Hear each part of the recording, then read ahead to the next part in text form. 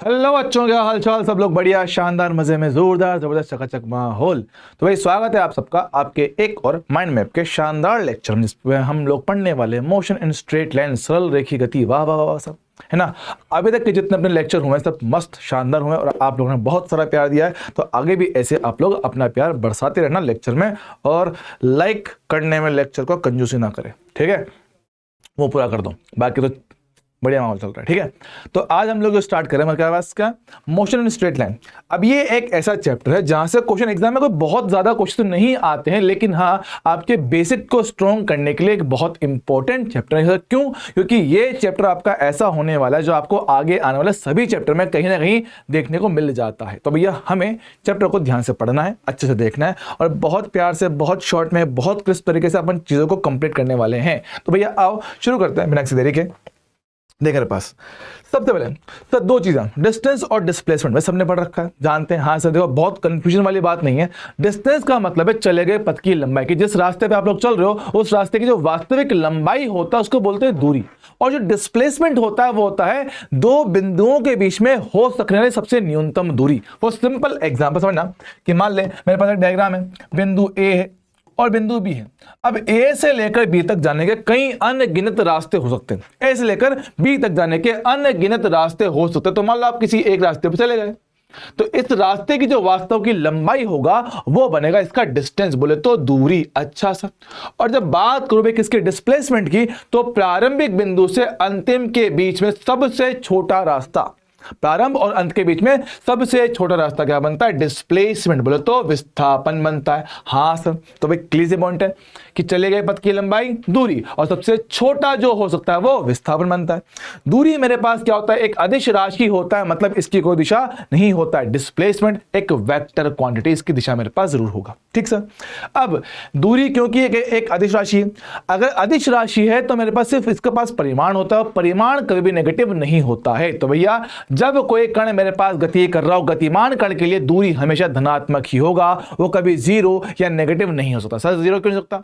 Zero इसलिए नहीं हो सकता क्योंकि हमने बोला ना कण चल रहा है, और जब जब कण चलेगा दूरी हमेशा बढ़ता ही जाता है। कि भैया मैं 1 मीटर चल लिया, मैं 2 मीटर चल लिया, मैं 3 मीटर चल लिया, जितना तो चलेगा दूरी उतना बढ़ता चला जाएगा। जैसे बाइक पे चलता है, गाड़ी में बैठते हो, गाड़ी चलता है सर, दूरी लगातार बढ़ता है, उसका मीटर उसका जो होता है मीटर हमेशा आगे बढ़ता है, कभी कम नहीं करता, ठीक है। तो दूरी को मापता है, तो गाड़ी का मीटर क्या मापेगा भैया? दूरी को मापेगा। हाँ जी साहब, ठीक है। अब सुन, और वहीं बात करें किसके लिए? डिस्प्लेसमेंट। अब सर क्योंकि सदिश राशि दिशा इंपॉर्टेंट है बाबू, तो बात समझिएगा। अगर कोई कण गति कर रहा है तो भैया उसका डिस्प्लेसमेंट धनात्मक, ऋणात्मक, शून्य हो सकता है। सर कैसे? देख समझाता हूं कि मान ले हमने पहले पॉइंट ए से लेकर पॉइंट बी तक का गति किया, हम कहां गए? प्लस एक्स डायरेक्शन में, तो डिस्प्लेसमेंट कैसा है? धनात्मक है। अच्छा चल, मान ले मैं घूम के वापस यहां पर आ गया, तो जहां से शुरुआत की थी वापस वहीं पे आ गया, कितना होगा डिस्प्लेसमेंट? जीरो। हाँ सर।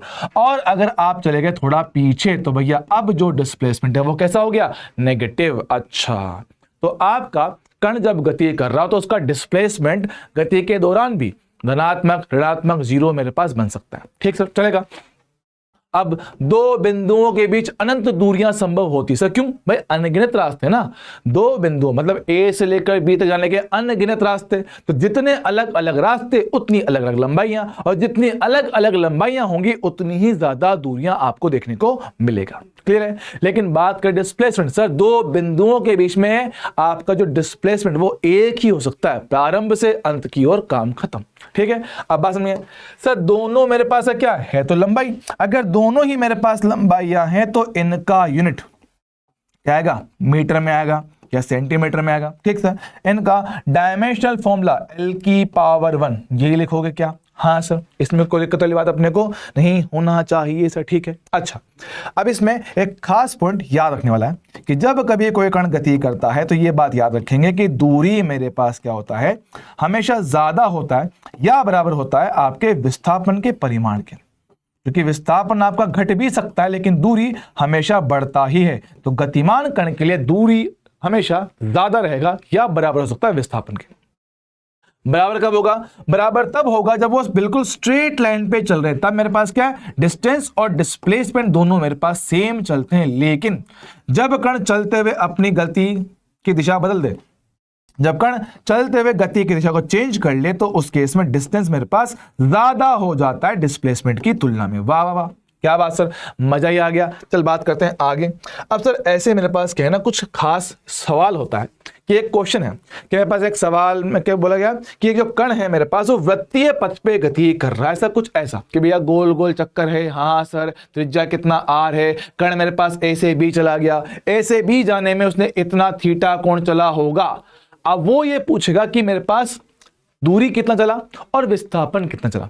तो दूरी का सिंपल फंडा कि भाई चले गए पथ की वास्तविक लंबाई, जो कि इसके लिए क्या बनेगा, वृत्तीय चाप। चाप क्या होता है भैया, कोण इंटू त्रिज्या, तो थीटा इंटू आर डिस्टेंस का फॉर्मूला बनेगा। अच्छा सर डिस्प्लेसमेंट क्या होता है, सर डिस्प्लेसमेंट होता है हमारे पास प्रारंभिक बिंदु की अंत से दूरी, प्रारंभिक घेरा अंधेरा, इनके बीच का सबसे छोटा जो दूरी होगा वो बनेगा डिस्प्लेसमेंट। फॉर्मूला डायरेक्ट याद रखने का, 2r sin थीटा बटा 2। r इसमें क्या है, त्रिज्या।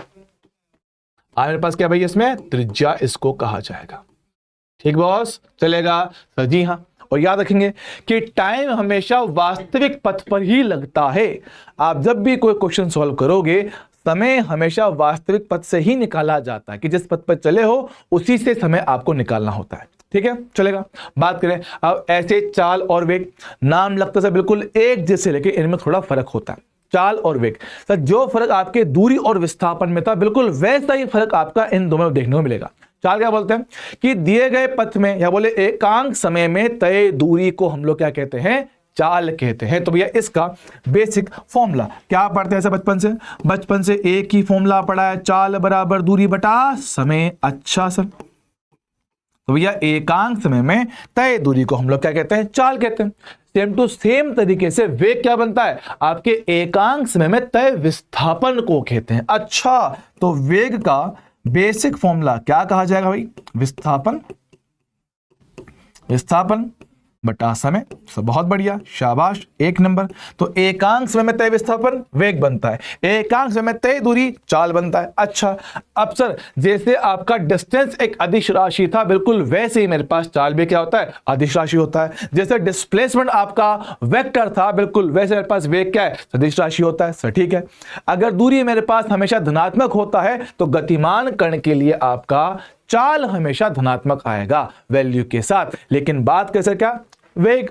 सर वेग क्या है, डिस्प्लेसमेंट अपॉन टाइम। तो अगर डिस्प्लेसमेंट मेरे पास पॉजिटिव नेगेटिव जीरो हो सकता है तो बिल्कुल वैसे ही मेरे पास ये भी क्या पॉजिटिव नेगेटिव जीरो हो पाएगा। अच्छा तो सर जो पॉइंट वहां पे वैलिड था वो यहां पर भी वैलिड। सर क्या कि अगर मेरे पास डिस्टेंस हमेशा ज्यादा या बड़ा आता है डिस्प्लेसमेंट का तो बिल्कुल वैसे ही आपका जो वेग होता है, सॉरी चाल जो होता है, चाल होता है सर, चाल भी आपका हमेशा बड़ा आएगा या बराबर आएगा वेग के परिमाण के ऐसे बराबर आएगा। सीधा सिंपल सा काम का पॉइंट। ठीक सर चलेगा, हाँ सर एकदम बढ़िया शानदार। चल ठीक है, अब यहां पे क्या है बात समझेंगे। रुको कहां गया, यहां देखो, इसको ऊपर लेने दो। देखो अब क्या होता है, यहां पे एक टर्म का बड़ा इस्तेमाल होता है, एक चीज बड़ी बोली जाती है, इसको बोलते हैं एक समान चाल। अगर हम कह रहे हैं एक समान चाल से इसका मतलब क्या है, एक समान चाल का मतलब क्या है कि कण की चाल नियत है, वो कभी बदल नहीं रहा है कि भाई एक फिक्स चाल चल रहा है। और जब कभी ऐसा हो आप लोग फॉर्मूला लगा सकते हो, चाल बराबर दूरी बटा समय। क्या कहते हैं, चाल बराबर दूरी बटा समय। ठीक सर, यही अगर सेम बात करूं, एक समान वेग, एक समान वेग, एक समान वेग। तो एक समान वेग का मतलब क्या है, जैसे सर यहां पे एक समान चाल का मतलब चाल नियत है, यहां पे वेग वेक्टर क्वांटिटी नियत रहेगा। अब समझिए कि अगर मैं किसी वेक्टर को नियत कहता हूं, अगर मैं किसी वेक्टर को कांस्टेंट कहता हूं, उसका मतलब क्या है कि उसका परिमाण और दिशा दोनों मेरे पास कांस्टेंट। अच्छा सर बात समझा। तो अगर वी वेक्टर को कांस्टेंट कहा जाएगा तो कण की चाल व दिशा दोनों ही नियत है, दोनों नियत है, इनमें कोई बदलाव नहीं आएगा। सर कुल मिला के आप लोग कह सकते हो कि जो चाल है ना, चाल ये मेरे पास वेग का परिमाण है जो नियत चल रहा है, इसमें कोई बदलाव मेरे पास नहीं आ रहा है। सर बहुत बढ़िया, ठीक है, तो सर सिंपल सी कहानी है, चाल का नियत होना तो वैल्यू सेम होना, वैल्यू सेम होते वो कहीं पर भी जा सकता है, आगे पीछे ऊपर नीचे लेफ्ट राइट, लेकिन अगर वेग नियत है तो वैल्यू तो सेम है ही सही, दिशा भी फिक्स है, स्ट्रेट पाथ पे चलेगा, सरल रेखीय गति। अच्छा सर, एक स्ट्रेट पाथ पे चलते हुए ऐसा होता है, ठीक सर। अब अगर ऐसे में हम एक बात करें भैया, असमान गति, असमान गति कब कहा जाता है? असमान गति हम लोग तब कहते हैं, इसको अंग्रेजी में कहते हैं non uniform motion. Non uniform motion, इसका मतलब क्या है? नॉन यूनिफॉर्म मोशन का मतलब क्या है कि सर हमारे पास जो वेग वेक्टर है वो अब नियत नहीं है, इसमें बदलाव हो रहा है। अब वो चाहे परिमाण में हो या दिशा में हो, इसमें बदलाव हो रहा है कि आपका वेग परिवर्तनशील है, या बोले वेग परिवर्तित हो रहा है, वेग परिवर्तित हो रहा है। और जब कभी ऐसा होता है, जब कभी ऐसा होता है, हम निकालते हैं इनके औसत मान। जब कभी आपके वेग में बदलाव आता है, हम लोग निकालते हैं सर क्या? औसत वेग। अच्छा, तो भाई साहब यहां से बात करें औसत वेग, औसत वेग का सामान्य सूत्र क्या होगा? वही कुल विस्थापन, कुल विस्थापन, कुल विस्थापन बटा कुल समय, कुल समय, ठीक। और औसत चाल की बात करें, औसत चाल, औसत चाल कुल दूरी, तय कुल दूरी कितना है बटा कुल समय कितना है, ठीक है। अब वही बात से इनमें थोड़ा थोड़ा कंफ्यूजन होता है। देख, सिंपल सी बात है, फॉर्मूला तुम्हारे सामने, बेसिक सा अंतर है, वो एक सदिश राशि एक अदिश राशि है। ये आपको सिर्फ वैल्यू देगा, वो परिमाण और दिशा दोनों देगा। अब ये बात एक बार थोड़ा क्लियर रखना कि इनमें भी क्या होता है, कुछ स्पेशल केस बन जाते हैं कि मान ले अगर मेरे पास सरल रेखा पे गति हो रही है, सरल रेखा पर गति हो रहा हो, तो ऐसी अवस्था में क्या होता है, मेरे पास औसत चाल, औसत चाल सिंपली बराबर होगा औसत वेग के परिमाण के, औसत वेग के परिमाण के बराबर होगा। लेकिन गति की दिशा बदलते ही, गति की दिशा बदलते ही, गति की दिशा बदलते ही, बदलते ही आपका औसत चाल ज्यादा हो जाएगा, औसत चाल ज्यादा हो जाएगा औसत वेग से। क्योंकि भैया जब तक कण आपका सरल रेखा पे चलता है, दूरी और विस्थापन सेम। क्यों भैया? या सोचना, अगर हम इसी रास्ते पे चल रहे हैं तो भाई सबसे छोटा रास्ता भी यही है और आपका वास्तविक पथ भी यही है, तो सबसे छोटा रास्ता और वास्तविक रास्ता दोनों सेम है। अगर दोनों सेम तो दूरी और विस्थापन सेम, दूरी और विस्थापन सेम होंगे तो औसत चाल और औसत वेग समान होगा। लेकिन दिशा बदलते ही आपका दूरी ज्यादा होता है, दूरी ज्यादा होगा तो मेरे पास औसत चाल भी मेरे पास ज्यादा निकल कर आएगा, ठीक सर। अब जब कभी मेरे पास असमान गति होता है, ऐसी अवस्था में हम लोग निकालते हैं औसत मान। अब औसत मान निकालने के भी कुछ स्पेशल केस अपने सिलेबस में देखने को मिल जाते हैं, जैसे कि ये रहा कुछ स्पेशल सवाल है ना। देखो, अगर मेरे पास कण वृत्तीय पथ पे चल रहा है, हाँ सर वही सवाल, वृत्तीय पथ पे चल रहा है, बिंदु ए से बिंदु बी पे चला गया, कोण थीटा चलता हुआ, हाँ सर। इसके लिए दूरी और विस्थापन बता चुका हूं, दूरी कितना थीटा इंटू आर, विस्थापन कितना मेरे पास आएगा 2r sin थीटा बटा 2 था।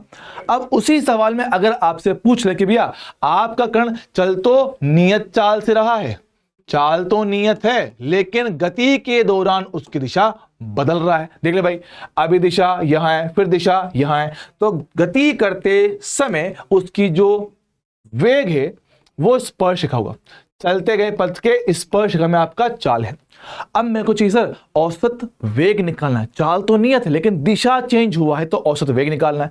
औसत वेग का फॉर्मूला डिस्प्लेसमेंट अपॉन टाइम, पूरा सॉल्व निकालने का शॉर्ट ट्रिक है 2v sin थीटा बटा 2 अपॉन थीटा। इसमें वैल्यू डालो और अपना आंसर निकालो सर, ठीक है, बहुत बढ़िया, बेहतरीन चलेगा। अच्छा, अब बात करें इसमें भी कुछ अलग हमारे पास मस्त मस्त कैरेक्टर बन जाते हैं। मान ले कि कोई कण सरल रेखा पे चल रहा है, हाँ सर आपको दे रखा है कि पहले s1 दूरी चला है v1 वेग से, s2 चला है v2 से, s3 चला है v3 से।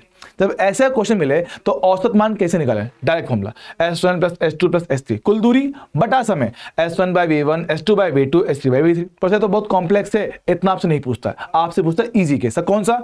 कि दूरियां सारी समान है, S से कितना हो सकता है? 5 मीटर 5 मीटर 5 मीटर, 10 10 10, 20 20 20, 50 50 50, कितना हो सकता है? ठीक है, समान दूरियां चली जाए तो ऐसी अवस्था में क्या आएगा? कितने हिस्से हैं? 1 2 3 4 5 6 7 8 9, तो जो जितने हिस्से हैं वो यहां लिखते हैं n, 2 है तो 2, 3 है तो 3, बटे में 1/V1, 1/V2, 1/V3। सबसे इजी केस आपने जो होता है दो पार्ट वाला, तो 2 पार्ट वाले में हमने हमारे पास जो औसत वेग निकल के आता है वो होता है 2V1V2 बटा V1 प्लस V2। इनका मान बस 2 डालने का है। ठीक सर, अगर मेरे पास दे रखा है समय, इसमें आपको दूरियां दिया हुआ था कि S1 के लिए V1 है, S2 के लिए V2 है। अगर वो आपको कोई कि भाई समय दे रखा अपन ने तो कि V1 वेग से चला T1 समय के लिए, V2 वेग से T2 के लिए, V3 से T3 के लिए। सर ठीक है, तो ऐसे केस में औसत मान इस फॉर्मूला से निकाल देना। सर ठीक है, अगर मेरे पास समय समान हो सभी के लिए तो आपका T कॉमन होकर कट जाएगा, ये बचेगा। इसका भी सबसे ईजी केस 2 भाग वाला, n का मान 2 रखूंगा तो 2 भाग वाले में V1 प्लस V2 बटा 2 मेरे पास आएगा। ये फॉर्मूले याद रखना, बहुत ज्यादा काम के हैं। ठीक सर, चलेगा। अरे सर दौड़ेगा 1 नंबर, शानदार। ठीक है, ले भैया दौड़, आगे बढ़ो। अगला सवाल, अगला पार्ट, त्वरण। सर त्वरण क्या चीज होता है? भाई त्वरण मेरे पास होता है वेग में परिवर्तन की दर। वेग में परिवर्तन की दर कि भैया 1 सेकंड में वेग में कितना बदलाव आने वाला है। तो इसको लिख लेना, इस बात को थोड़ा याद रखने के लिए लिख लो कि भैया वेग में 1 सेकंड में होने वाला परिवर्तन, 1 सेकंड में होने वाला परिवर्तन, वेग में 1 सेकंड में होने वाला परिवर्तन क्या होता है? उसी को कहते हैं हम लोग त्वरण। क्या बोलते हैं इसको? त्वरण। इसको कहा जाता है, फॉर सिंपल एग्जांपल के मान ले मैंने ए को कह दिया कितना? 5 मीटर प्रति सेकंड स्क्वायर। अच्छा भाई देख लो, इसका जो यूनिट मेरे पास होता है ना वो होता है मीटर पर सेकंड स्क्वायर। इसका जो होगा विमीय सूत्र जो मैं बता चुका हूं पहले भी चैप्टर के रिवीजन में, L1T-2। हाँ सर, ऐसा मेरे पास बनेगा विमीय सूत्र। अब अगर a का वैल्यू 5, इसका मतलब क्या है कि 1 सेकंड में वेग में जो परिवर्तन होगा, भाई वो कितना मेरे पास होगा? 5 के बराबर। ठीक है, अब सर ये 5 बढ़ेगा या घटेगा ये निर्भर करता है कि कण की गति त्वरण में है या मंदन में। सर त्वरण उसको कहते हैं जब मेरे पास क्या है? वस्तु की रफ्तार लगातार बढ़ रहा हो। सो ये कब होता है? ये मेरे पास तब होता है दोस्त कि जब मेरे पास कण की गति की दिशा मतलब कि वेग और a दोनों समान दिशा में हो, चाहे वो आगे हो चाहे पीछे हो। अगर दोनों मेरे पास समान दिशा में है तो आप इसको कहते हो त्वरण। अच्छा सर, त्वरण। अब सर दोनों समान दिशा में तो त्वरण। सर ऐसी अवस्था में क्या होता है? आपके वेग का परिमाण लगातार बढ़ता चला जाता है, रफ्तार बढ़ती है। अच्छा सर, अगर मेरे पास v और a एक दूसरे से उल्टे हो, v और a एक दूसरे से एकदम उल्टा हो तो ऐसी अवस्था को हम लोग कहते हैं मंदन गति से कहते हैं। तो इसमें क्या होता है? इसमें वेग का परिमाण लगातार घटता चला जाता है। अच्छा सर, समझ में आ रही है बात? पकड़ में आया क्या? हाँ सर। अब देख यहाँ पे प्लस माइनस क्या दर्शाते हैं? सदिश में प्लस माइनस क्या दर्शाता है? भाई दिशा को दर्शाता है। प्लस माइनस कभी भी वैल्यू के साथ नहीं लगता है, हम ये दिखाते हैं दिशा के बारे में। देख अगर v मेरे पास आगे है तो v मेरे पास कैसा? धनात्मक है। a अगर आगे है तो धनात्मक है। यस सर, दोनों प्लस प्लस तो त्वरण हुआ। सर ये वेग पीछे मतलब माइनस, ये a पीछे, दो ये भी माइनस है। ठीक है, अगर दोनों प्लस है या दोनों माइनस है तो वो मेरे पास क्या होगा? त्वरण गति होगा, एक्सेलरेटेड मोशन होगा। ठीक सर, अगर मेरे पास दोनों एक दूसरे से उल्टा, एक आगे है तो ये प्लस में आएगा, ये पीछे तो माइनस में आएगा। एक प्लस और एक माइनस किसमें है? मंदन बन गया। एक पीछे लग गया, पीछे ये क्या है? आगे प्लस। अच्छा, तो ये क्या है मेरे पास? मंदन।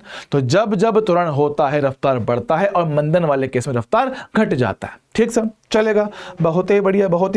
अब यहाँ पे त्वरण से जुड़ी कुछ खास बातें भैया, बहुत ज्यादा खास बातें जिनमें हम बड़े कंफ्यूजन में रहते हैं, तो भैया इनको थोड़ा ध्यान से देख लीजिएगा। क्या कहता हूं सर? शून्य त्वरण का मतलब क्या है? देखो हमने क्या कहा, त्वरण का मतलब है वेग में परिवर्तन की दर। अब अगर त्वरण 0 है तो वेग में परिवर्तन हुआ ही नहीं। त्वरण है तो परिवर्तन है, त्वरण नहीं है तो परिवर्तन नहीं है। तो त्वरण के जीरो होने का मतलब यह होता है कि उसका वेग में परिवर्तन नहीं हो रहा है, वेग उसका नियत रहेगा। तो त्वरण से जीरो होने पर वेग मेरे पास नियत हो जाता है, एक समान वेग उसको कहेंगे या एक समान गति उसको कहा जाता है।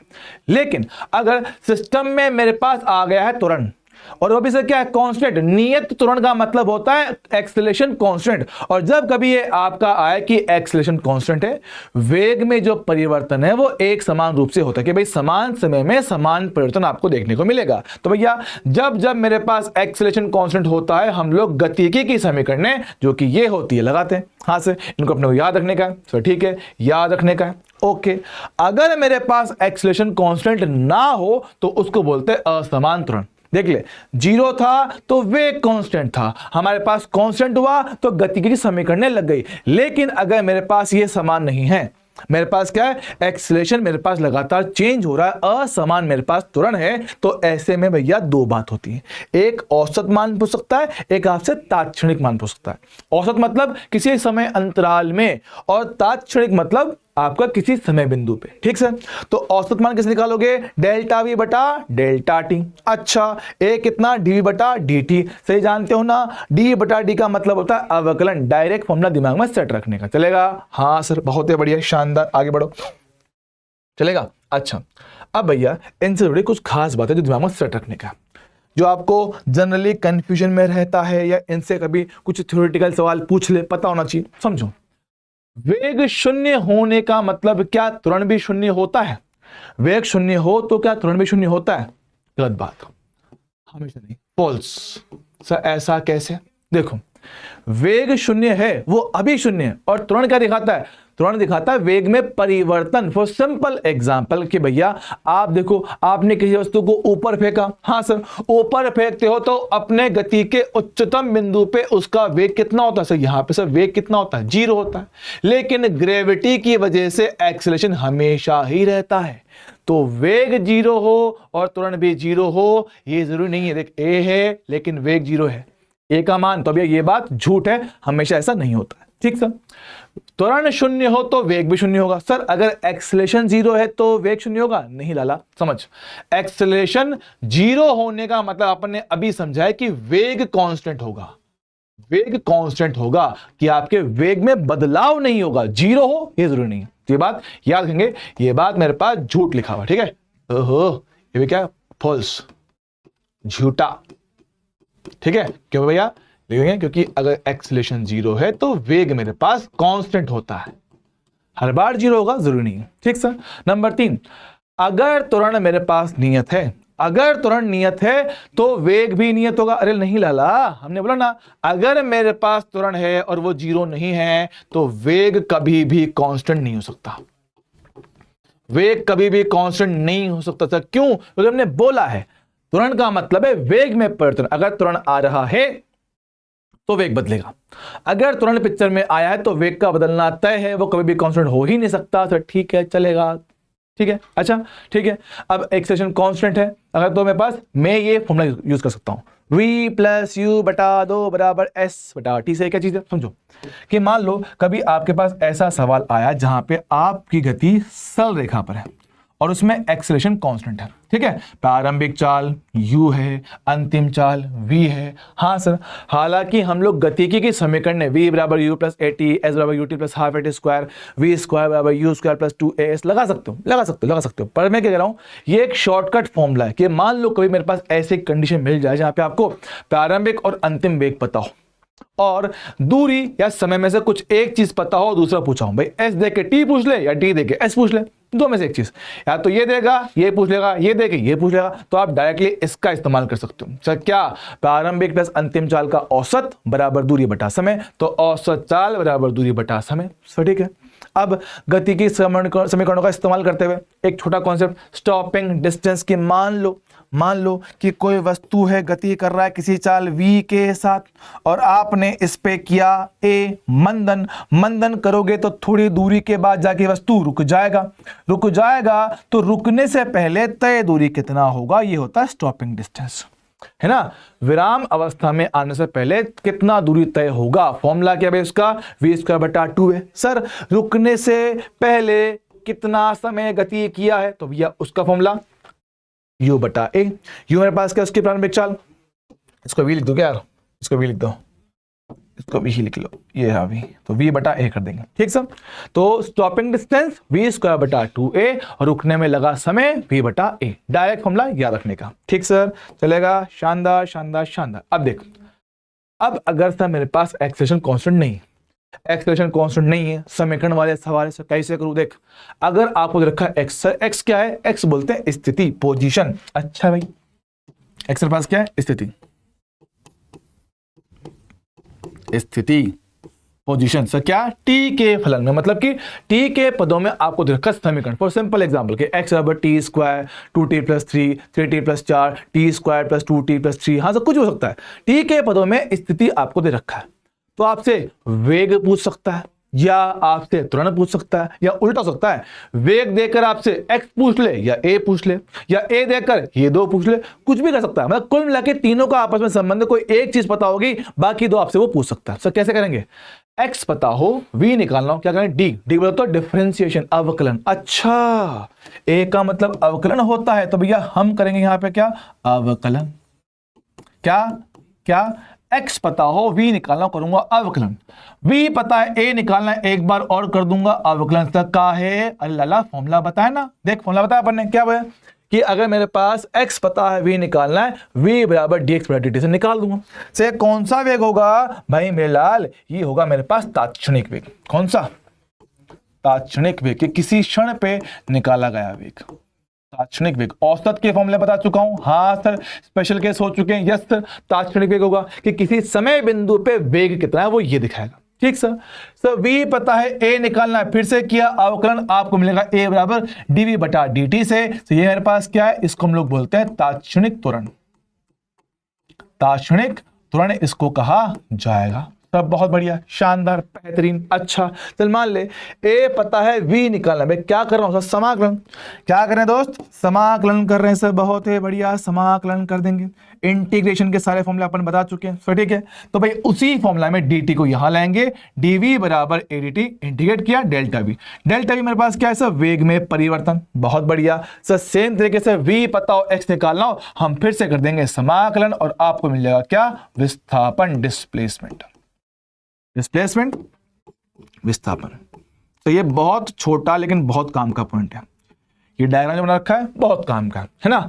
अब ध्यान से सुनिएगा कि इन सब से आपको लिखा गया कि भाई x पता है, करूंगा अवकलन तो तात्क्षणिक वेग मिलेगा, v का करूंगा अवकलन तो तात्क्षणिक त्वरण मिल जाएगा, a का करूंगा समाकलन तो वेग में परिवर्तन मिलेगा, v का करूंगा समाकलन तो मेरे को डिस्प्लेसमेंट या विस्थापन मिल जाएगा। सर ठीक है, लेकिन फिर भी कई बार ऐसा होता है कि समीकरण वाले सवाल में तात्क्षणिक मान ना पूछ के आपसे वो औसत मान पूछ लेता है। तो कैसे करूं, देख अगर मुझसे पूछता है औसत वेग, बेसिक फॉर्मूला क्या है, कुल विस्थापन बटा समय, कुल विस्थापन बटा समय। अगर आपको दे रखा है x का समीकरण, तो भैया विस्थापन क्या होता है, अंतिम स्थिति माइनस प्रारंभिक स्थिति। सर ठीक है, तो x2 - x1 बटा t2 - t1। सर ठीक है, विस्थापन क्या बोलूंगा, अंतिम स्थिति माइनस प्रारंभिक स्थिति। लिखा गया है क्या, यस सर। अगर कंफ्यूजन में भूल जाए तो मैं यहां लिख देता हूं, हालांकि ये बात अपने को रटा हुआ होना चाहिए।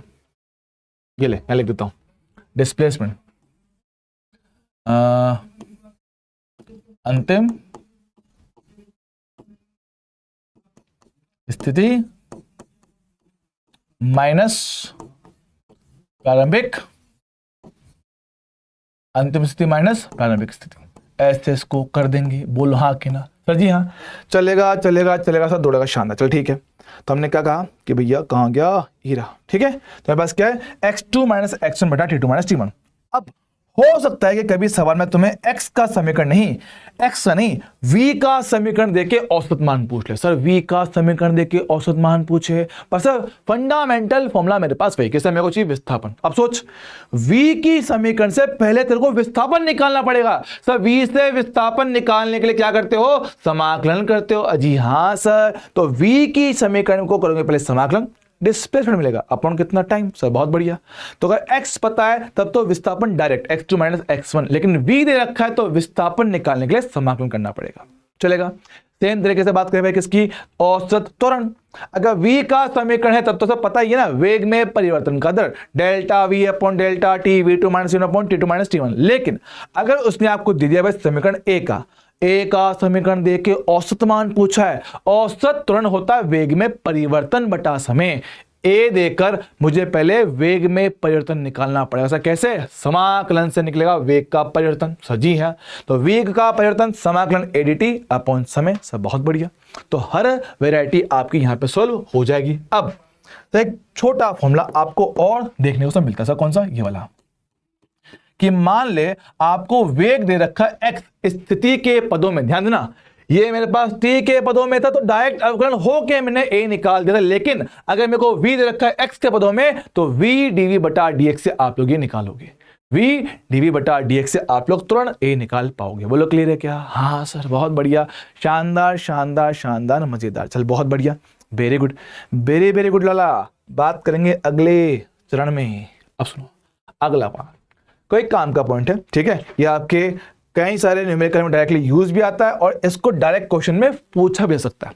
पहला पॉइंट बहुत ज्यादा काम का है, ये आपके एग्जाम में कम से कम 2 से 3 बार पूछा गया है और इनका डायरेक्ट यूज हम लोग क्वेश्चंस में करते भी, तो बहुत काम का पॉइंट है। क्या कहता है, यदि किसी कण का प्रारंभिक वेग 0 है, भाई देख ले कि प्रारंभिक वेग कितना बोल रहा हूं भाई, 0 कह रहे हो, और फिर कह रहे हो कि त्वरण मेरे पास क्या है, नियत है, तो समान समय अंतराल में तय दूरियों का अनुपात, समान समय अंतराल में तय दूरियों का अनुपात, से समान समय अंतराल कितना कितना भी हो सकता है, 1 second, 2 second, 3 second, 10 second, 50 second, कितना भी, बस समान होना चाहिए, ठीक है। तो समान समय अंतराल में जो तय दूरियां हैं उनका अनुपात 1, 3, 5, 7, 9 विषम संख्या में होता है, ठीक है। अगर मैं इनका आपस में भाग कर दूं, s1 बटा 1, s2 बटा 3, s3 बटा 5, तो ये आपस में क्या है, बराबर हो जाते हैं। तो भाई कहानी कुछ सिंपल सी ऐसी है कि भैया कण ने गति किया है सरल रेखा पे, ले भाई चला दिया, प्रारंभिक वेग कितना भाई 0 था,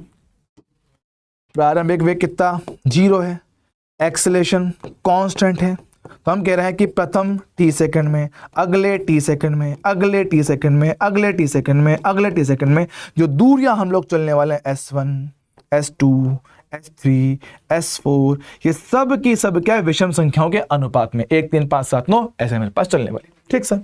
अब ऐसे ही थोड़ा कंफ्यूजन पैदा करने के थोड़ा सा अलग तरीके से पूछते हैं, तो क्या है, समान समय अंतराल की ये कितना है, ये कितना है, ये कितना है, ये कितना है। अब बिल्कुल वैसे ही एक बात और कही जाती है सर, क्या, कि कण का वही प्रारंभिक चाल 0 है, ओके सर, वही मेरे पास त्वरण कांस्टेंट है, ओके सर। अब कहानी है कि प्रथम 1 सेकंड में, फिर प्रथम पूरे 2 सेकंड में, प्रथम पूरे 3 सेकंड में तय दूरियों का अनुपात, भैया 1 स्क्वायर, 2 स्क्वायर, 3 स्क्वायर, 4 स्क्वायर, ऐसे मेरे पास ऐसा, मतलब देख मान लीजिए मेरे पास स्ट्रेट लाइन है, यस सर, मैं कहता हूं कि 1 सेकंड में तय दूरी 0 से लेकर यहां तक का s1 होगा, ठीक सर। मैं कह रहा हूं पूरे के पूरे 2 सेकंड में तय दूरी s2 कहूंगा, फिर पूरे के पूरे 3 सेकंड में तय दूरी को मैं s3 कहूंगा। फर्क समझ रहा है, देख हर बार शुरुआत से s1, फिर पूरे 2 के लिए, फिर पूरे 3 के लिए, फिर पूरे 4 के लिए, ये सिर्फ टुकड़ों में था, पहला, दूसरा, तीसरा, चौथा, पांचवा, हाँ सर। तो इनका जो मेरे पास दूरी आएंगी वो इनके वर्ग में आएगी, भैया 1 का स्क्वायर 1, 2 का स्क्वायर 2, 3 का स्क्वायर 3, डाल रखा है, हाँ सर, 1, 4, 9, 16, हाँ सर, तो वर्ग में मेरे पास आएगी, चलेगा, हाँ सर। और ऐसे ही एक मेरे पास पार्ट होता है जिसको घुमा फिरा के कई बार एग्जाम में पूछ लिया जाता है, क्या कहता है, कहता है कि सर यदि कण की प्रारंभिक चाल 0, ओके है सर, और वही त्वरण मेरे पास क्या है, नियत है। अभी तक टाइम देकर दूरियों के अनुपात पूछे गए थे, अब ये कहेगा कि अगर हमने समान दूरियां तय करने में लिया गया समय, समान दूरियां, कि भैया हमने चलना शुरू किया कि मैं पहले चला s दूरी, फिर चला s दूरी, फिर चला s दूरी, समान दूरियां तय करने में समय जो मेरे पास है उसका अनुपात बताओ। तो वो जो अनुपात है यहां आंखों के सामने है। अगर t1 की बात करूंगा तो 1 - 0, 2 की बात 2 - 1, 3 की बात 3 - 2, 4 की बात 4 - 3। अच्छा, तो जो भी टाइम है उससे 1 माइनस करना है रूट के साथ, तो √1, √0, √2, √1, √3, √2, ऐसे मेरे पास इनके अनुपात आते हैं, ठीक है। डायरेक्टली क्वेश्चन में इनका इस्तेमाल किया जा सकता है एज अ कॉन्सेप्ट भी और एज अ फॉर्मूला भी, ठीक है, चल जाएगा। ओके सर, बहुत बढ़िया, शानदार, आगे बढ़ते हैं। अब मेरे पास क्या है, यहाँ देखो कुछ स्पेशल तरह के कैरेक्टर हैं। ये सर एक स्पेशल केस आता है जहां पे क्या होता है, किसी कण को प्रारंभ में विराम अवस्था में रखा जाता है। अब शुरुआत में आपने उसको दिया त्वरण a1 अल्फा के बराबर, रफ्तार बढ़ेगा। फिर आपने एक फिक्स टाइम के बाद उसमें कर दिया मंदन। अच्छा, तो पहले कण कर रहा है त्वरण, फिर बाद में हुआ उसका मंदन, मतलब रफ्तार कम हो रहा है सर, बहुत बढ़िया। तो पहले हुआ त्वरण, फिर हुआ मंदन सर, ठीक है।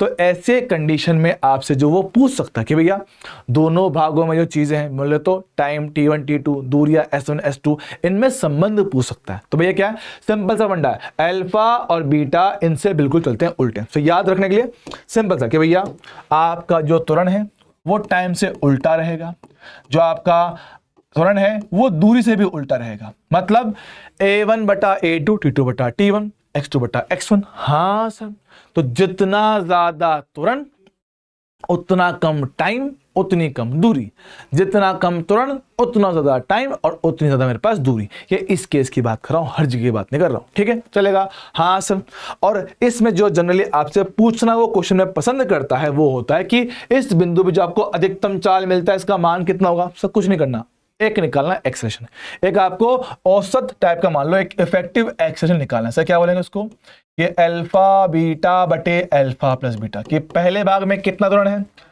दूसरे में कितना त्वरण है, इनका एक तरह से औसत है, एक तरह से, मतलब औसत नहीं बोलते इसको, एक इफेक्टिव वैल्यू बोल दो, ठीक है। मैंने निकाल लिया तो बराबर सर क्या होता है, v बराबर u प्लस टी, प्रारंभिक चाल कितना 0, a इंटू टी, तो a इंटू टी, देखा है क्या, हाँ सर a इंटू टी।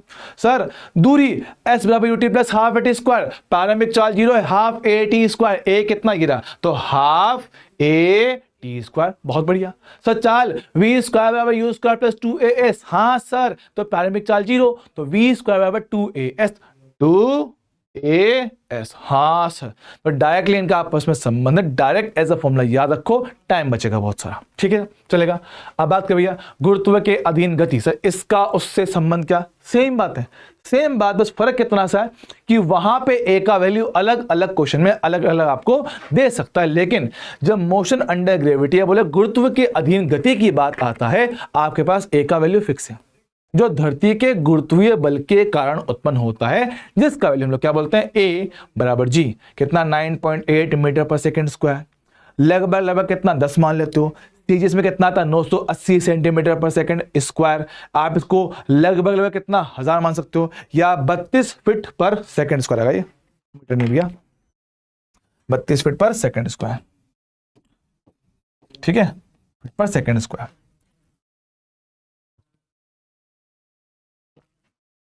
ठीक है। और अच्छी बात क्या है सर, इसकी दिशा फिक्स है, पृथ्वी के गुरुत्व बल के कारण जो दिशा मेरे पास आता है वो मेरे पास फिक्स है कि भैया वो हमेशा वर्टिकली डाउनवर्ड होगा, उसका दिशा फिक्स है कि भैया हमेशा नीचे ही रहोगी, जी के बराबर। अच्छा, अब ये पॉइंट मैं ऑलरेडी बता चुका हूं कि जब मेरे पास वेग और त्वरण समान दिशा में होते हैं चाल बढ़ता है, और जब विपरीत दिशा में होता है तो चाल घटता है, त्वरण और मंदन। हाँ सर, तो इसी पॉइंट को ध्यान में रखते हुए जरा इन पॉइंट पे बात करते हैं कि मान लो आपने किसी कण को ऊपर की ओर प्रक्षेपित किया, ऊपर की ओर फेंका, सर हमने किसी चाल से ऊपर फेंका, ए कहां लग रहा है, नीचे। सर प्रारंभिक चाल और ये दोनों क्या एक दूसरे से उल्टा है, उल्टा है तो मंदन गति होगा, बहुत बढ़िया, ठीक है, मंदन गति होगा। सर उच्चतम बिंदु, सर सबसे ऊपर वाले पॉइंट पे रफ्तार 0 होता है, कैसे, हमने कहा मंदन, मंदन हो रहा है, रफ्तार कम कम कम कम कम कम कम कम कम 0, रुक गया, फिर वापस नीचे गिरता है। हम बात करें फिलहाल यहां से ऊपर तक पहुंचने में, तो उच्चतम बिंदु पे वेग कितना 0 होगा। अब वहां तक पहुंचने का समय, सर हर सेकंड में आपकी रफ्तार जी से कम होता है, हमने बोला जी क्या होता है, 1 सेकंड में होने वाला परिवर्तन, जी। तो भैया आपका जी जो है वो त्वरण है, वो क्या मेरे पास 1 सेकंड में रफ्तार कम करेगा, 1 सेकंड में कितना कम किया जी, 2 में कितना 2 जी, 3 में कितना 3 जी। तो भैया यू को खत्म करने के लिए भाई साहब ने जी टी टाइम लिया होगा, तो टी कितना मेरे पास हो गया, यू बटा जी, ओ हो जी बटा आ गया। हमारे पास क्या है, सिंपल सी कहानी कि उच्चतम बिंदु तक पहुंचने में लिया गया समय यू बटा जी। सर वहां तक पहुंचने में लिया गया समय सर हमें दूरी के पदों में दे सकता है कि भैया कि मान लो मैंने किसी कण को फेंका, वो 50 मीटर तक ऊपर जा पाया, तो उसका समय कितना रहा होगा, सर कितना 2s बटा जी। सिंपल सा फंडा है कि भाई कितना ऊपर गया, इसको एस नहीं एच बोल दो, उसको एच ही लिख दो, उसको एच, ठीक है। 2h बटा जी सो कहता हूं, रुक जाओ।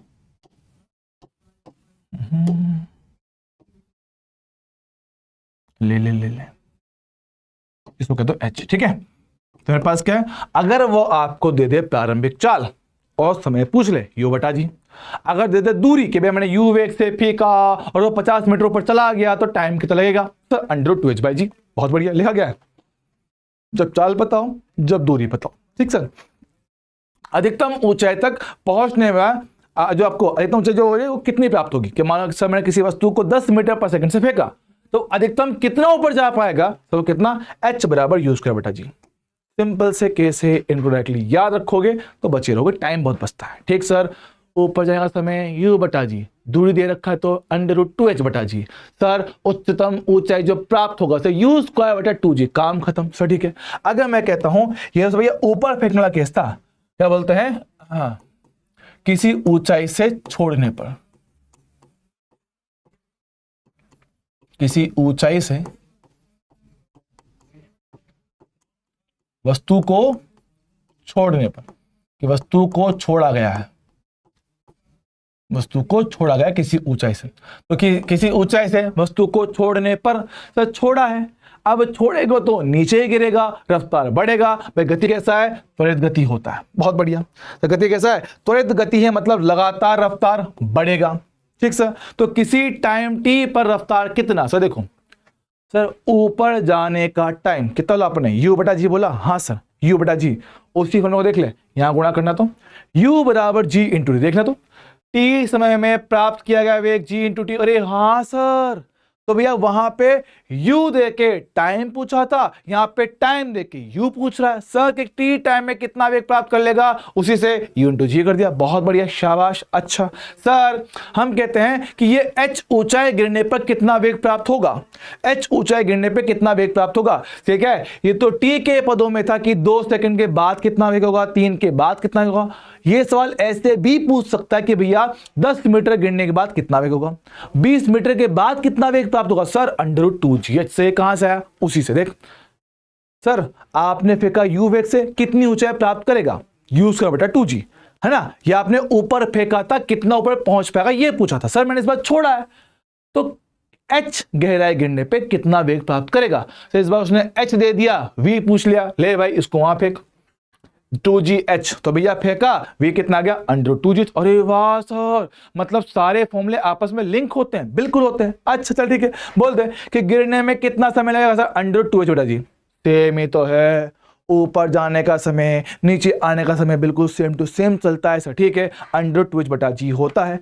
तो उसी फॉर्मूला से अगर आपसे पूछ ले कि t समय में कितना दूरी तय कर लेगा, फिर बोले कितना गिर जाएगा, कुछ मत कर, इसका स्क्वायर कर, सॉल्व कर, ये मिलेगा। देख करो स्क्वायर, t², 2h बटा जी, जी को फेंक उधर, GT² बराबर कितना होगा, 2h होगा, तो 2 को वहां भेज दे, तो h कितना हो गया 1/2 GT²। देख ले सेम फॉर्मूला। अरे वाह सर, मतलब ऊपर जाने की गति और नीचे आने की गति दोनों बिल्कुल एक जैसी होते, दोनों में से फॉर्मूले बिल्कुल एक जैसे लगते हैं, बस चीजों का फर्क होता है। यहाँ पे u देके आपसे वो टाइम पूछेगा, यहाँ पे टाइम देके v पूछेगा, यहाँ पे u देके कितना ऊपर गया वो पूछेगा, यहाँ पे h देके कितना वेग प्राप्त किया वो पूछेगा। सर आपको हाइट देके बोलेगा कि कितना समय पर पहुंच जाएगा, आपको हाइट देके बोलेगा कि भाई कितने टाइम में नीचे गिर जाएगा वो पूछ लिया, या फिर आपसे पूछेगा कि इतने टाइम में कितना नीचे पहुंच जाएगा। सारे फॉर्मूले आपस में मिलते जुलते हैं, बहुत बढ़िया।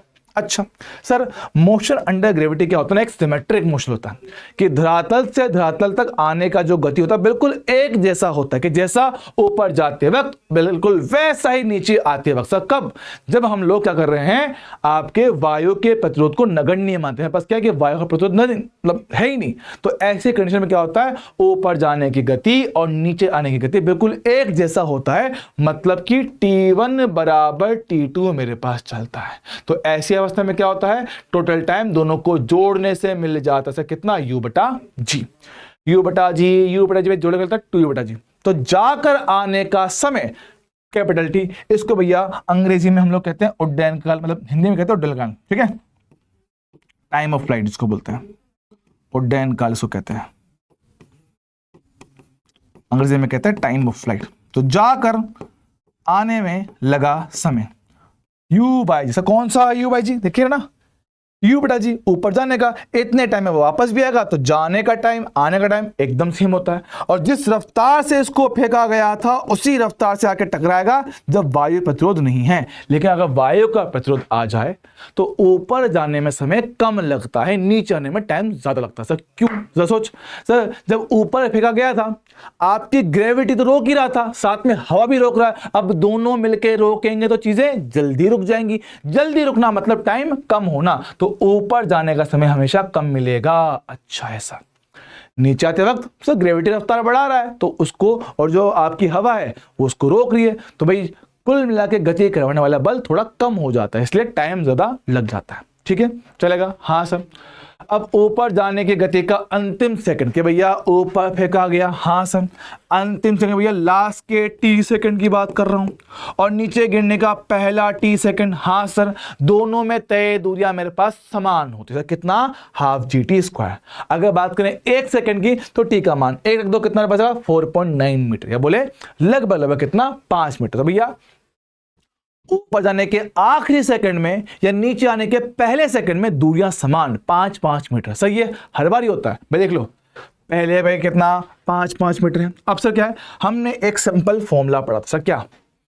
प्रारंभिक चाल 0 हो, त्वरण नियत हो, तो समान समय अंतराल में तय दूरियां कितना होती है? 1, 3, 5, 7, 9 के अनुपात में होती है। बोला था? हाँ सर बोला था। तो देखना, अगर पहले सेकंड में तय दूरी 5 मीटर है, प्रारंभिक चाल 0 है, ए का मान कांस्टेंट है, तो भैया अगर पहले पार्ट में तय दूरी 5 मीटर है तो अनुपात के हिसाब से 1, 3, 5, 7, 9 गुणा करते चलो। 5 इंटू 1 5, 5 इंटू 3 15, 5 इंटू 5 25। सर बहुत बढ़िया। तो अगले एक सेकंड में तय दूरी 15 मीटर होगा, फिर कितना? 25 होगा। सर मतलब कि भैया नीचे आने का पहला एक सेकंड 5, फिर अगले में भी सेम, अगले में भी सेम। तो मेरे पास क्या है, चाहे आप ऊपर जाओ चाहे नीचे आओ, गति दोनों तरफ बिल्कुल एक जैसा होता है, बस फर्क ये होता है ऊपर जाते वक्त रफ्तार कम होता है, नीचे आते वक्त रफ्तार आपको ज्यादा देखने को मिल जाता है। चलेगा क्या? हाँ सर एकदम बढ़िया बढ़िया, परफेक्टली डन है सर। ठीक है, चलेगा।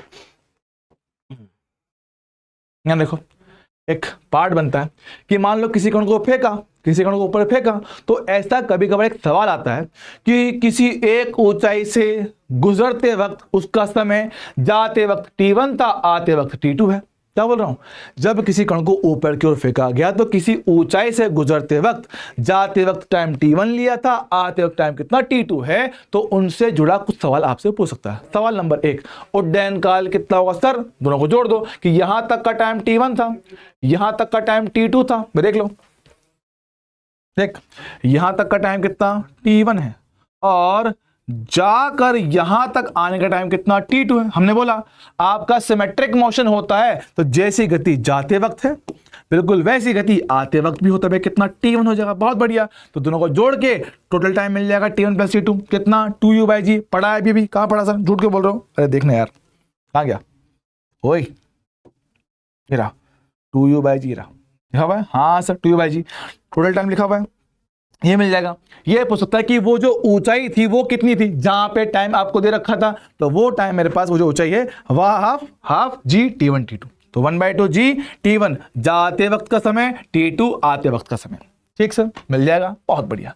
अब किसी ऊंचाई से कण को फेंक रहे हैं कि भाई मान लो अभी तक जो कण को फेंका था वो धरती से फेंका, धरती पे वापस आया। अरे हाँ सर, सिंपल सी कहानी। तो भैया आपने कण को किसी ऊंचाई से फेंका है, ऊपर फेंकोगे तो पहले ऊपर जाएगा, रफ्तार कम कम कम कम, हाईएस्ट पॉइंट पे 0, फिर से नीचे गिरेगा। हाँ सर।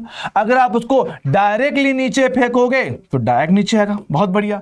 अगर आपने इसको छोड़ दिया है तो प्रारंभिक चाल कितना? 0 आएगा। अच्छा समझना, देख हमने पढ़ रखा है कि आपका motion under gravity symmetric motion होता है, तो जैसा जाते वक्त वैसा ही आते वक्त वो वेग प्राप्त करेगा। तो देख यहां पे वेग इन दोनों का सेम है, तो समान वेग से नीचे फेंके गए हैं, तो अंतिम वेग v1 v2 मेरे पास क्या है? सेम आते हैं। अंतिम वेग मेरे पास सेम आते हैं, लेकिन उसको छोड़ा गया है तो वो धीरे धीरे आएगा। धीरे धीरे आएगा मतलब उसकी रफ्तार थोड़ी सी कम होती है। तो भैया जिनको फेंकते हो वो तेज रफ्तार से टकराएंगे, लेकिन उसको सिर्फ छोड़ा गया, वो कम रफ्तार से टकराएगा। अच्छा सर, ये बात टाइम की, सर टाइम कैसे निकालूंगा? देख, सारे के सारे पार्ट में अगर तुम लोग ध्यान दोगे, प्रारंभिक स्थिति ये है, ऊंचाई, अंतिम स्थिति ये है, तो इनका विस्थापन हर बार होगा नीचे की ओर। यस सर, और कितना h के बराबर, तो माइनस h। तो हर बार विस्थापन कितना? Minus h minus h minus h। ठीक है, हम लगाएंगे दूसरा समीकरण ut plus half at square. तो बस इसमें डालना है वैल्यू। हर बार ग्रेविटी कहाँ है? नीचे की ओर, तो विस्थापन s पहले केस में माइनस h सर। ठीक है, प्रारंभिक चाल से इसमें u ऊपर है तो प्लस में, इसमें u नीचे है तो माइनस है। सर ग्रेविटी हर बार नीचे है तो माइनस माइनस। इन दो समीकरणों में वैल्यू डाला है अपन ने, और डाल के सॉल्व करोगे तो आपको टाइम t1 t2 मिल जाएगा।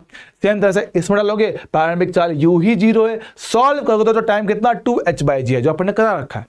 वस्तु को छोड़ा है तो h गहराई गिनने में टाइम कितना? √2h/g से। कहां लिखवाया? झूठ मत बोलो। अरे बताया मेरे लाल, बताया, देख आ गया, आजा, ये रहा 2h/g लिखवाया। हाँ सर, वस्तु को छोड़ा तो h गहराई गिनने में कितना टाइम? √2h/g। अच्छा, तो मान ले यहाँ टाइम t1 है, यहाँ टाइम t2 है, और यहाँ टाइम कितना? t3। तो सुनना, एक को ऊपर फेंका, एक को नीचे फेंका, ये दो केस का टाइम t1 t2, और जो छोड़ा गया है उसका टाइम कितना? t3। तो इनका आपस में संबंध क्या होता है? सर t3 मेरे पास होता है √t1 t2।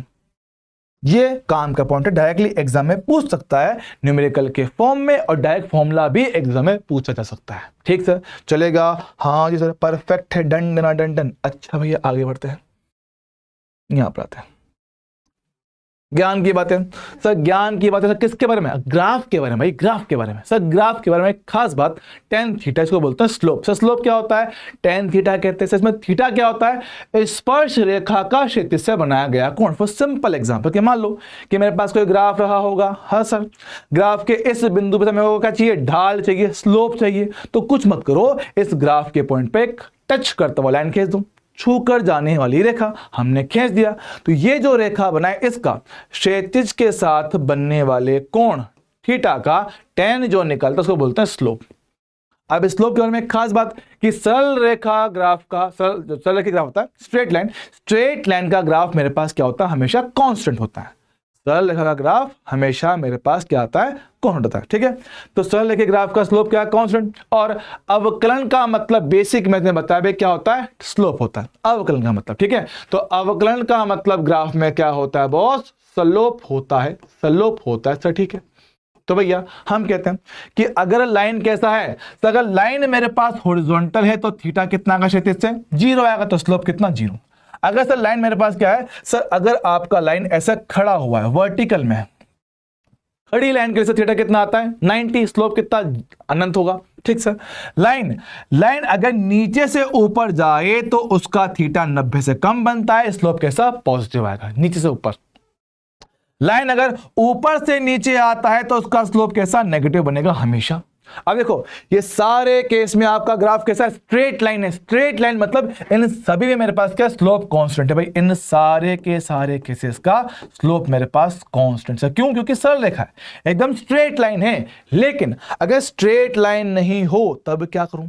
अगर स्ट्रेट लाइन मेरे पास नहीं हो सर तब क्या करूं? सर तब क्या करूं? सर समझना कि सर ग्राफ ऐसे उठता जा रहा है। हाँ सर, अगर मैं इसको पूरा बनाता तो सर ये कुछ ऐसा बनता। हाँ सर, हंसता हुआ चेहरा, हंसता हुआ चेहरा सर। जी हाँ, समझ पा रहा हूं सर। ठीक है, हंसता हुआ चेहरा है। तो अगर ये ऊपर जा रहा है, ऊपर जा रहा है ऐसे, तो भाई समझना कैसा था वो? तो मैं कुछ जुगाड़ था ना, जुगाड़ इसका कुछ बनाया क्या इसका? एक मिनट को कुछ सोचते जा इसका। डायरेक्ट करवा दूंगा इसका, कुछ जुगाड़ हो तो जाएगा यार। देखो करते हैं।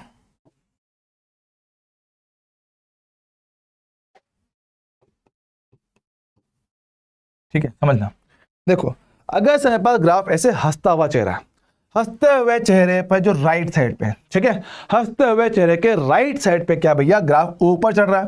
हंसते हुए चेहरे में अगर ऊपर चढ़ेंगे तो मेरे पास स्लोप बढ़ता है, tan थीटा बढ़ता है। याद रखना, हंसते हुए चेहरे पे, हंसते हुए स्माइल पे करते ना ऐसे है ना, हंसते हो। देखो मेरी हंसी आती नहीं है, ठीक है, समझना। तो अगर हंसता हुआ चेहरा है तो राइट साइड पे जहां ऊपर जाते हो स्लोप हमेशा बढ़ेगा, tan थीटा बढ़ेगा। अब तुम बोलोगे सर तो ऊपर तो यहां भी जा सकता हूं। अरे लल्लू लाल, हम क्वेश्चन जब भी कॉपी में लिखते हो लेफ्ट से राइट लिखते हो ना, तो वहां से हमेशा आगे ना, पीछे नहीं जाना, पीछे नहीं जाना, हमेशा आगे ही बढ़ना है। सर ठीक है, तो भैया आपने ग्राफ बनाया, सर ठीक है, ऐसे बना दिया, ऐसा ना, ठीक है। अब देख सर, ये देखो सर, यहां तो नीचे आ रहा हूं सर, जब यहां पे नीचे आओगे ना, यहां पे नीचे आओगे तो मेरे पास क्या है भैया, इसका स्लोप, इसका जो स्लोप होगा, ठीक है। पहली बात सर, देखो सर, इधर जो कोण है आपका बिल्कुल ऐसा लाइन दिखता है नीचे से ऊपर, हाँ सर, नीचे से ऊपर दिखता है तो भैया एक, इसका स्लोप होगा धनात्मक। पर सर ये तो ऊपर से नीचे, तो भाई इसका स्लोप कैसा होगा, नेगेटिव होगा। इसका स्लोप कैसा होगा भाई, नेगेटिव होगा। अच्छा, नेगेटिव होगा। अब इस केस में सर क्या होता है सर, मेरे पास आपकी जो रफ्तार है, जो आपका स्लोप है सर, वो घटता है। स्लोप क्या करेगा मेरे पास, घटेगा। अच्छा है सर, ठीक है। हम बात करें स्लोप के परिमाण की। देखो स्लोप के परिमाण की बात कर रहा हूं, परिमाण लगातार घटेगा, तो ठीक है, चलेगा। नेगेटिव है और घटता हुआ है सर, इधर पॉजिटिव लेकिन बढ़ रहा है, सेम कहानी सर। वहां पे उदास चेहरा सर, उदास चेहरे में सर वही कहानी। उदास चेहरे में भैया मेरे पास जो राइट साइड वाला हिस्सा है, उसमें जैसे जैसे आप लोग जाओगे नीचे, दूसरा ठीक करोगे इसमें, इसका निकल यार। देखो अगर मेरे पास ये उदास चेहरा है, तो अगर आप बात कर भैया इसकी, चल जा दोस्त, ऐसा ना कर ओ ब्रो, इसके तो प्राण निकल गए, चल गया, ठीक है। यहां से हमारे पास, ठीक है, अगर हम लोग यहां से यहां जाते हैं ऊपर की ओर, तो ऐसे कंडीशन में मेरे पास क्या होता है, स्लोप और टेन थीटा मेरे पास दोनों ही घटते हैं, दोनों घटते हैं। देखो नीचे से ऊपर है, नीचे से ऊपर जाओगे तो स्लोप मेरे पास हमेशा धनात्मक ही बनेगा। देख ये पार्ट एक जैसा, बस फर्क क्या, ये स्ट्रेट लाइन, ये आपका ऐसा होता है। ठीक सर, चलेगा, बिल्कुल बढ़िया, कोई दिक्कत वाली बात नहीं सर, एकदम चलेगा, ठीक है। आप तो उसको छोड़ो, आप सिर्फ इतना याद रखो, इससे आपसे कोई पूछेगा भी नहीं, आप सिर्फ इतना याद रखना, अपना काम हो जाएगा, ठीक है। नीचे से ऊपर स्लोप धनात्मक, ऊपर से नीचे स्लोप ऋणात्मक। देखो बस, नीचे से ऊपर धनात्मक, नीचे से ऊपर धनात्मक, देख लो भैया, नीचे से ऊपर गया स्लोप धनात्मक है, नीचे से ऊपर गया स्लोप धनात्मक है, ठीक सर। बस फर्क क्या है, अगर आप ऐसे खोलते हो जाओगे ना, ऊपर ज्यादा चढ़ोगे तो स्लोप बढ़ेगा, चढ़ावट थोड़ी कम हो रही है तो स्लोप मेरे पास घटेगा। इनकी बस शक्लें याद रख लो, इनसे अपना काम आराम से हो जाता है। चल ठीक है भाई, भाई कुछ और ही बताऊंगा इसमें यार। टाइम कितना हुआ अपने पास अभी, समय ज़्यादा ऊपर ना करें, चलो कोई नहीं, अभी के लिए इतना काफ़ी है। क्वेश्चन ऐड कर दूंगा मैं, इसको क्वेश्चन में ऐड कर दूंगा, ठीक है, टेंशन ना लो। अब मेरे पास क्या भैया, स्लोप से जुड़ी कुछ खास बातें, ग्राफ से जुड़ी खास बातें, कि आपका जो ग्राफ है वो पूरा इस पूरे पेज में समा जाता है। ग्राफ, 3 तरह का ग्राफ आप लोग यहाँ पे देखोगे majorly, x T, we T, A T. तो एक्स क्या है, स्थिति का समय के साथ ग्राफ, वेग का समय के साथ ग्राफ, और ए का समय के साथ ग्राफ। ग्राफ में कुल मिला के 2 ही बात है, या तो स्लोप या एरिया। स्लोप दिखाते हैं अवकलन से, एरिया दिखाते हैं समाकलन से। तो देखो मेरे पास एक्स टी ग्राफ का स्लोप मतलब कि अवकलन dx बटा dt, स्लोप जो होता है वो वेग v को दर्शाएगा। अच्छा, सबने बात कर चुके हैं सर। अगर स्ट्रेट लाइन हॉरिजॉन्टल था, स्लोप कितना 0, तो वेग भी 0। सर तिरछा लाइन नीचे से ऊपर जाओगे तो वेग मेरे पास धनात्मक, क्योंकि स्लोप होता है कांस्टेंट। देख ले, वही बात है जो मैंने यहां समझाई, वही सेम टू सेम कॉपी कर रहा हूं। देख ले भाई, क्या बोला अपन ने, सर लाइन क्या नीचे से ऊपर गया, यस सर, स्लोप कैसा धनात्मक, तो वेग भी कैसा धनात्मक। सरल रेखा है तो स्लोप कांस्टेंट होगा, वेग भी कांस्टेंट होगा। बहुत बढ़िया सर। ऊपर से नीचे आने पर हमारे पास क्या होता है, स्लोप नेगेटिव आता है। स्लोप नेगेटिव तो v भी नेगेटिव। सर स्ट्रेट लाइन है तो वेग मेरे पास कांस्टेंट आएगा, तो नेगेटिव और कांस्टेंट। सर देखो लाइन नीचे से ऊपर गया है, नीचे से ऊपर हमेशा स्लोप धनात्मक ही आएगा। सर धनात्मक हो गया तो वेग भी धनात्मक हो गया। सर लेकिन ये स्ट्रेट लाइन नहीं है, लगातार चेंज हो रहा। तो मैंने कहा था अगर आप ऐसे चढ़ते हुए ऐसे आओगे, भैया क्या है ये चांद, टकली वाले कैसे क्या है आपका डिक्रीजिंग, मतलब रफ्तार लगातार कम हो रहा है। सर अगर ऊपर चढ़ोगे, ऊपर चढ़ेंगे तो मेरे पास क्या है, v धनात्मक, नीचे से ऊपर धनात्मक, और ये क्या है इंक्रीजिंग ना, पुष्पराज भाई झुकता नहीं है, ऊपर चढ़ रहा है। ऊपर चढ़ते हो भैया रफ्तार बढ़ेगा, समझ लो रफ्तार बढ़ रहा है। आई होप इसमें अपने को सब कुछ क्लियर रहा होगा। ठीक सर, चलेगा क्या? हाँ जी सर, रफ्तार मेरे पास बढ़ रहा है। सर अब सुनेंगे वीटी ग्राफ। वीटी ग्राफ का जो होता है स्लोप वो देता है त्वरण। सारी कहानी वही सेम टू सेम। देख ले भैया, देख हॉरिजॉन्टल लाइन स्लोप कितना 0, इसका स्लोप क्या है त्वरण, ए 0 हो गया।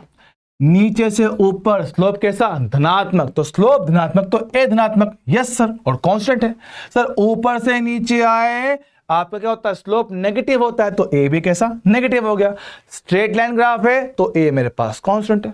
शाबाश सर, देखो ऐसे गए हैं, हाँ सर पुष्पराज चढ़ रहे ऊपर, तो ऊपर चढ़ रहे तो मेरे पास क्या ए बढ़ेगा, ए बढ़ेगा ऊपर से नीचे से ऊपर तो ए धनात्मक, नीचे से ऊपर नीचे से ऊपर नीचे से ऊपर ए कैसा धनात्मक। अब से ये झुक रहा है, ये तो झुक रहा है, झुकावट आ रही है तो यह ए कैसा घटता हुआ आएगा। ठीक सर, तो ऐसे ही वीटी ग्राफ का जो होता है एरिया वो डिस्प्लेसमेंट या डिस्टेंस निकाल के आपको देता है।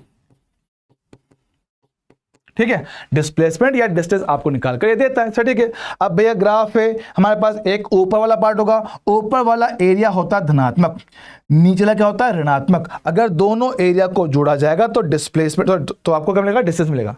अगर दोनों एरिया को जोड़ोगे तो डिस्टेंस मिलेगा। अगर इनको घटाओगे भाई, ऊपर वाला प्लस नीचे वाला माइनस, घटाओगे तो आपको डिस्प्लेसमेंट मिलेगा। ठीक सर, यहां बात करते हैं एटी ग्राफ। वही बात है, एटी ग्राफ का काम का क्या चीज है, एरिया। तो एटी ग्राफ का एरिया आपको क्या देगा, वेग में परिवर्तन, यहाँ पे लिखा हुआ है। ठीक सर, चलेगा, वेग में परिवर्तन देता है। अब जनरली अगर क्वेश्चन में कुछ नहीं बोला हो तो अगर ए धनात्मक है तो वेग बढ़ता हुआ मान लेना, ए ऋणात्मक है तो घटता हुआ मान लेना। लेकिन हाँ, ये बात हर बार सच नहीं है कि अपन दिखा चुके हैं, ए धनात्मक के साथ वेग बढ़ भी सकता है घट भी सकता है। सर क्यों, वी और ए समान दिशा में तो वेग बढ़ता है, उल्टी दिशा में तो घटता है। ठीक है, अब देखो कहानी तो मैंने यहां पे खत्म कर दिया है।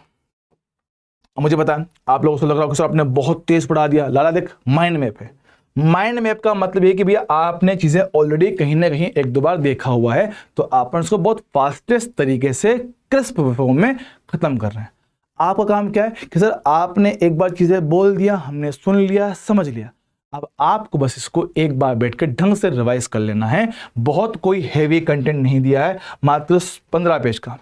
15 पेज में आपका पूरा का पूरा मोशन इन 1D अपन ने खत्म किया। हालांकि इसमें सापेक्ष गति फिलहाल बाकी, वो मैं सेकंड चैप्टर में ऐड कर दूंगा। लेकिन भैया बात समझो, 1 घंटे में मोशन इन 1D खत्म करा है। यस, इसको ढंग से तमीज से पढ़ लेना, बहुत क्रिस्प है। मतलब मान लो कि मेजोरिटी चीज़ें जो कॉन्सेप्ट आपके मोशन इन 1D के होते हैं वो यहाँ खत्म हो जाएंगे, इसी से खत्म हो जाएंगे। ठीक है, मैंने हर एक चीज़, हर एक टाइप के क्वेश्चन को यहाँ पे सोचते हुए डेटा को डाला है। ठीक है, तो इसको ढंग से पढ़िएगा। आई होप सबको पसंद आया होगा। अगर पसंद आता है तो भैया लेक्चर को लाइक जरूर करके जाए और अपने दोस्तों तक पहुँचाने के लिए शेयर भी कर देना। ठीक है, बाकी आप लोग ऑलरेडी बहुत प्यार दे रहे हो। Thank you so much, bye.